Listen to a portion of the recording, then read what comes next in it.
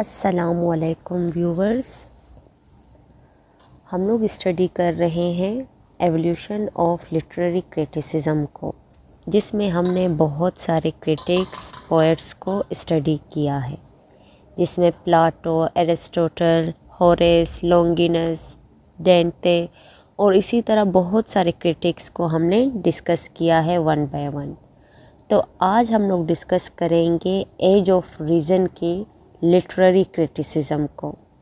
तो चलो व्यूअर्स बढ़ते हैं अपने टॉपिक की तरफ।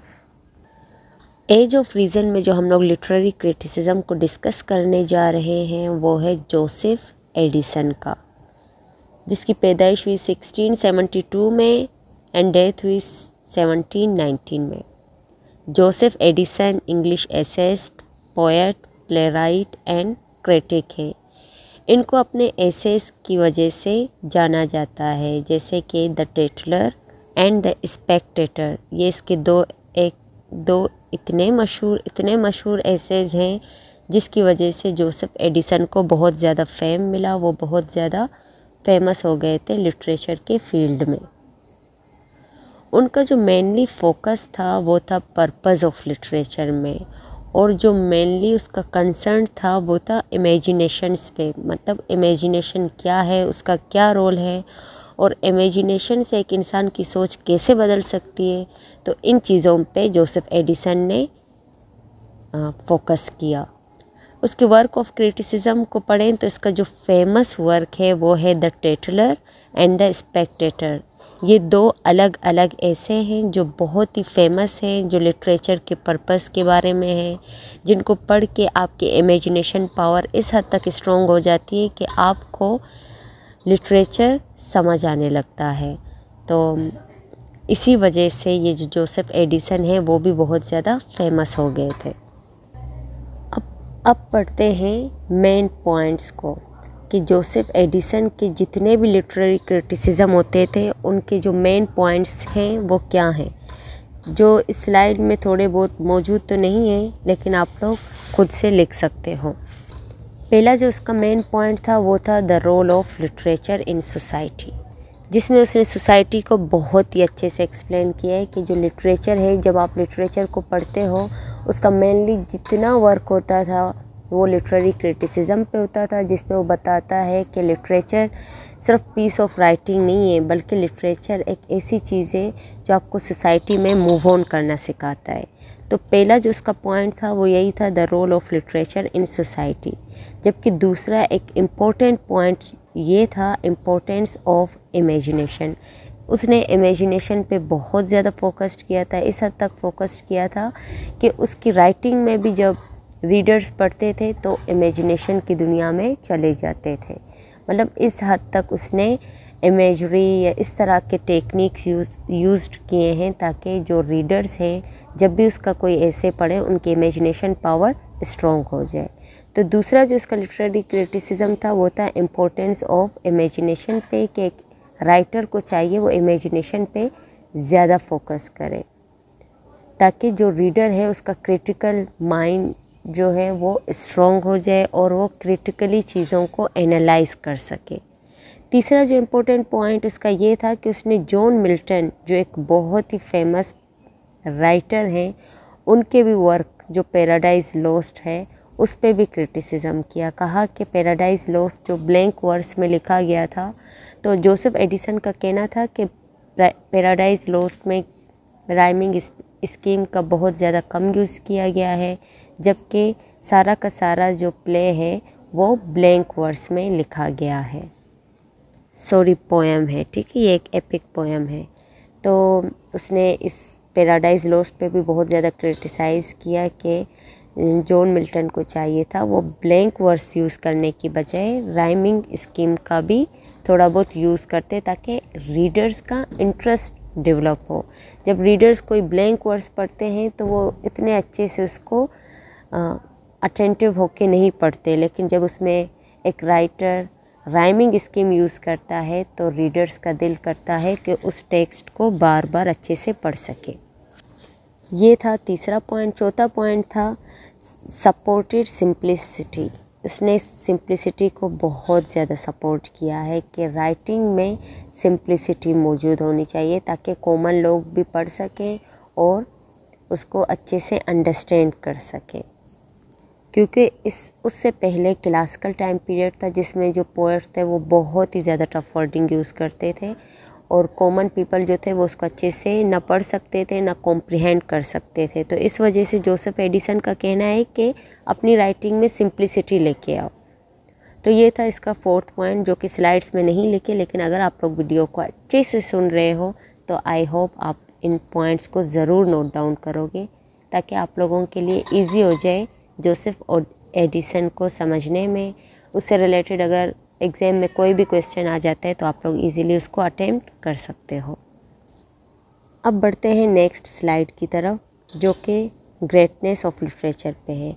तो ये था इसका 5वां पॉइंट। 4 पॉइंट जो मैं ऑलरेडी डिस्कस कर चुकी हूँ जो स्लाइड में मौजूद नहीं है। तो ये था इसका 5वां पॉइंट जो है ग्रेटनेस ऑफ लिटरेचर। मैं आप लोगों को पहले ही बता चुकी हूँ ग्रेटनेस ऑफ लिटरेचर को लिटरेचर की फील्ड में सबलाइम कहा जाता है।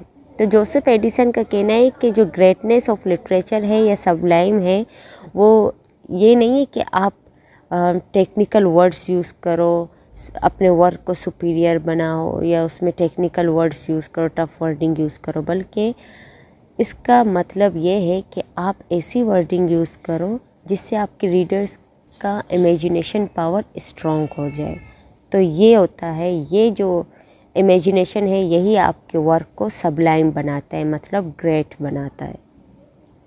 तो ये थे 5 पॉइंट्स जोसेफ एडिसन के लिटरेरी क्रिटिसिज्म के हवाले से जो कि उसने अपने एसेज में भी इन पॉइंट्स को डिस्कस किया है। अब आगे जाके वो बताता है कि क्रिटिक्स जो होता है उनका पर्पस क्या होता है। तो वो बताता है कि जो क्रिटिक्स हैं उनका पर्पस ये है कि वो एक ब्रिज की तरह काम करते हैं, ठीक है। जैसे एक ब्रिज होता है जो लोगों को हेल्प करता है रास्ता क्रॉस करने के लिए, रोड क्रॉस करने के लिए या समंदर क्रॉस करने के लिए। तो उसी तरह जो क्रिटिक्स हैं उनका भी यही काम होता है कि वो लोगों को गाइड कर सके, लोगों की हेल्प कर सके, उनको एक अच्छाई की तरफ लेके जा सके। और ये उसी टाइम हो सकता है जब क्रिटिक्स का अपना जो वे ऑफ राइटिंग होगा वो वेल रिटन होगा। ये था एम ऑफ क्रिटिक। आगे जाके जो इसका इन्फ्लुएंस है उसे हम देखते हैं कि जो जोसेफ एडिसन है उसका जो इन्फ्लुएंस है वो बहुत सारे राइटर्स पे, बहुत सारे लोगों पे हुआ, जैसे सैमुअल जॉनसन, अलेक्जेंडर पोप और बहुत से रोमांटिक पोएट्स थे जो इसके वर्क से बहुत ज़्यादा इंस्पायर हुए और उन्होंने इसकी राइटिंग्स को आगे फर्दर स्टडी किया और लिटरेरी क्रिटिसिज्म किया इस पर। तो बहुत से राइटर्स थे जो जोसेफ एडिसन से इंस्पायर हुए थे। अब बात करते कैच फ्रेज। तो आपको कैच फ्रेज क्या लगा जोसेफ एडिसन के लिटरेरी क्रिटिसिज्म में? मुझे जो कैच फ्रेज लगा है वो ये है, ये एक बहुत ही फेमस कोट है जोसेफ एडिसन का, to enliven morality with wit and to temper wit with morality. इसका मतलब ये है कि एनलिवेन मतलब एंगेज, मोरालिटी मतलब अच्छाई। तो मतलब यहाँ पे वो ये कह रहे हैं कि किस तरह से एक राइटर को चाहिए कि वो क्लेवर वर्ड्स, अच्छे वर्ड्स यूज़ करे टू कंट्रोल समवन। तो मतलब आप अपने विट का यूज़ करके, अपनी अक्लमंदी का यूज़ करके ऐसे चॉइस ऑफ वर्ड्स करो जिससे आपके रीडर्स इंस्पायर हो जाए। तो ये एक बहुत मुझे फेवरेट कैच फ्रेज लगा है। अगर आपको कोई कैच फ्रेज फेवरेट लगे तो आप भी कमेंट सेक्शन में बता सकते हैं। अब है अलेक्जेंडर पोप, जिनकी पैदाइश हुई 1688 में और डेथ हुई 1744 में। अलेक्जेंडर पोप एक पोएट हैं, सटायरिस्ट हैं और क्रिटिक भी हैं। क्रिटिक वो होता है जो किसी भी वर्क को एनालाइज करता है और उस पर अपना कमेंट पेश करता है, जबकि सटायरिस्ट वो होते हैं जो किसी वर्क को एज अ तंजिया तौर पे प्रेजेंट करते हैं, उसमें इस तरह से वर्डिंग यूज़ करते हैं कि जो रीडर है उसको बुरा भी ना लगे। तो इस वजह से कहते हैं कि अलेक्जेंडर सटायरिस्ट भी थे और क्रिटिक भी थे। और उन्होंने अपना जो लिटरेरी क्रिटिसिज्म था वो एक वर्क पे किया था जिसका नाम है एसे ऑन क्रिटिसिज्म। ये अलेक्जेंडर पोप का एक फेमस वर्क है जो पब्लिश्ड हुआ था 1711 में, जो बहुत ही फेमस वर्क था इसका लिटरेरी क्रिटिसिज्म के बारे में। क्या नाम है? एसे ऑन क्रिटिसिज्म, जिसमें वो सपोर्ट करता है golden age of criticism of the classical as. और आप अलेक्जेंडर पोप के किसी भी वर्क को पढ़ें, चाहे वो एसे ऑन क्रिटिसिज्म हो, चाहे वो कोई और वर्क हो, जब आप उसको पढ़ते हैं तो आपको आइडिया हो जाता है कि अलेक्जेंडर पोप किस कदर पसंद करते थे क्लासिकल राइटर्स को। ठीक है, जितने भी क्लासिक राइटर्स थे उनको बहुत ज़्यादा वो पसंद करते हैं, बहुत ज़्यादा सपोर्ट करते हैं। तो उसके मेन कंसेप्ट में भी यही है कि वो golden age of criticism is the classical as, जिसमें अलेक्जेंडर पोप कहते हैं जो गोल्डन, मेरे लिए जो गोल्डन एज है क्रिटिसिज्म का, ये वो एज है जो क्लासिकल एज का टाइम पीरियड था। यही टाइम पीरियड मेरे लिए गोल्डन एज है। तो मतलब यहाँ से पता चलता है कि वो क्लासिकल एज को, क्लासिकल पोएट्स को, जैसे होमर से, एरिस्टोटल है, होरेस है, लॉन्गिनस है, उनको कितना ज़्यादा सपोर्ट वो करता था अलेक्जेंडर पोप। ये हो गया इसका मेन कंसेप्ट। आगे है मेन पॉइंट्स को पढ़ते हैं। पहला पॉइंट जो अलेक्जेंडर पोप अपने लिटरेरी क्रिटिसिज्म में शेयर करता है हर अपनी राइटिंग में, वो ये है कि जो पोएट, अच्छा पोएट वो होता है जो अपने वर्क में नेचुरल होता है, जिसके अंदर फेकनेस नहीं होता, वो अपने वर्क में नेचुरल होता है, जिसके पास नॉलेज होता है, जो रूल्स ऑफ पोइट्री को जानता है, जो पोलाइटनेस जिसके अंदर होता है। तो ये था उसका पहला पॉइंट। जबकि दूसरा पॉइंट ये है कि जो अच्छा पोएट वो है जो क्लासिकल राइटर्स के वर्क को अच्छे से पढ़ता है और उसको डिस्कवर करता है अपने वे में। मतलब क्लासिकल राइटर्स को पढ़ के फिर उसके अंदर अपनी एडिशन करके उसे पब्लिश करता है। तो मेरी नज़र में अच्छा पोएट वही है।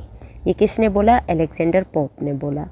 तीसरा जो इसका मेन पॉइंट है वो ये है जिसमें वो बताता है कि जो एक अच्छा क्रिटिक या अच्छा पोएट वो है जो क्लासिकल वैल्यूज़ को जानता है, जो कल्चरल चेंज को जानता है। तो कहते हैं कि आप जितने भी क्लासिकल पोएट हैं उनको पढ़ो, लेकिन साथ ही साथ उनके कल्चर को भी फॉलो करो और उनके कल्चर को भी आगे लेके आओ। ये नहीं है कि आप जस्ट उनको पढ़ के अपना वर्क पब्लिश करो, उन पे लिटरेरी क्रिटिसिज्म करो, नहीं, बल्कि आप क्लासिक पोएट्स के कल्चर को भी वैल्यू दो और उनके कल्चर को भी आगे प्रमोट करो। ये हो गया तीसरा पॉइंट। चौथा पॉइंट है रीज़न एंड जजमेंट, जो कि इस स्लाइड में मौजूद नहीं है, लेकिन आप लोग चाहो तो इसको नोट डाउन कर सकते हो।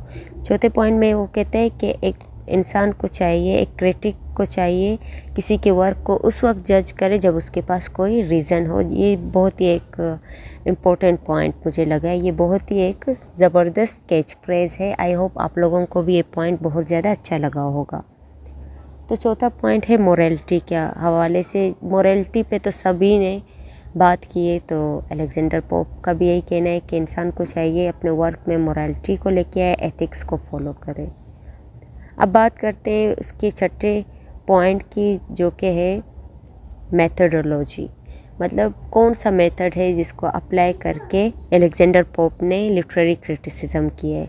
तो अलेक्जेंडर पोप क्या करते थे? कंपैरेटिव एनालाइज करते थे। मतलब जितने भी मॉडर्न पोएट्स हैं उनको क्लासिकल पोएट्स के साथ कंपेयर करते थे उनके, तो इस वजह से इसको कहते हैं कंपैरेटिव एनालाइज करते थे। ये था इनका मेथड ऑफ एनालिसिस। तो इसमें कैच फ्रेज़ आप लोगों को जो भी लगा हो आप लोग अपनी तरफ से लिख सकते हो, लेकिन मेरे लिए जो कैच फ्रेज़ है वो ये है कि a good poet needs to be natural genius. एक ये मुझे कैच फ्रेज़ लगे और बहुत से कैच फ्रेज़ आप भी अपनी तरफ से आइडेंटिफाई कर सकते हैं। तो ये था हमारे पास एक short introduction of Alexander pope. I hope आप लोगों को समझ आ गया होगा।